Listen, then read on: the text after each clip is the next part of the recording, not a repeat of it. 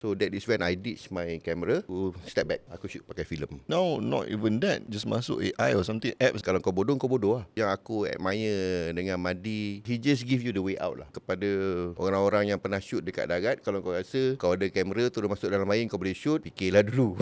You're wrong lah. Totally different gameplay. Photographer, non yang kau capture moment. Kau storyteller. Dalam air, macam mana kau nak direct orang tu? Kau ingat, dia boleh ingat ke? Kalau kata darat ni, boleh retake kan. Kalau dalam air kau buat 5 kali, aku rasa lunyai pelakon tu. Turunkan kapal terbang dekat Pulau Lang Tengah tu kan. Itu massive tu. Kalau macam tu one shot je lah. Kontraktor pun tak mampu nak bayar batch lagi. Anything that we've load, kalau dia putus, dia akan swing. Nasib tak baik kena. The most challenging experience. Air macam gampang. Rasa nak bergaduh dengan kamera ke nak bergaduh dengan orang atas? Aku rasa macam nak humban je kamera.